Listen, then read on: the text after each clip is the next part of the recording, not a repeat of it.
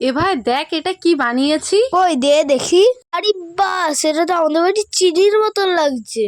পেছনে যে চুম্বক দিয়েছি সেটা কি ফ্রিজ ম্যাগনেট? হ্যাঁ হ্যাঁ হ্যাঁ, ফ্রিজ ম্যাগনেটিক। দেখ অনেকদিন আগে ক্লে দিয়ে কাজ করতে গিয়ে কিছুটা অংশ বেঁচে গেছিল। আর তুই তো বেঁচে যাওয়া অংশ কখনোই ফেলিস না।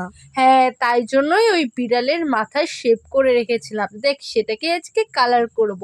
প্রথমে সাদা আর হালকা কালো মিশিয়ে ছাই কালার করে নিয়েছি, তারপর কানের জায়গা দুটো গোলাপি কালার দিয়েছি, আর গালেও ব্লাশের মতো করে গোলাপি কালার দিয়েছি, আর চোখগুলো সুন্দর করে কালো কালার দিয়ে এঁকে নিয়েছি। চোখগুলো কেমন হয়েছে বলতো? ভালোই তো হয়েছে, বেশ টানা টানা। বাড়িতে যেই বিড়ালটা ছিল চিনি, পুরো তার মতন লাগছে। হ্যাঁ ঠিক, আমি চিনির কথা ভাবতে ভাবতেই কিন্তু কাজটা করেছি। দেখ এবার মুখের জায়গাটাও করে নিয়েছি সুন্দর করে। এবার মুখের ভেতরের অংশটাও কিন্তু আমি হালকা গোলাপি কালার দিয়ে দিয়েছি, কারণ ভিতরের জিভটা একটু গোলাপিই থাকে।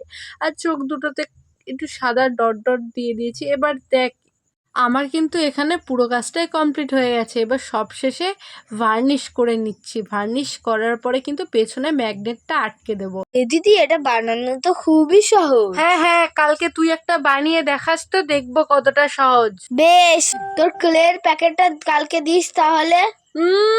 কত যে বানাবি জানা আছে। দিদি তো ক্লে দেবে না, আমি এটা নিয়েই পালাই। তোমরা তাড়াতাড়ি লাইকটা করে দাও।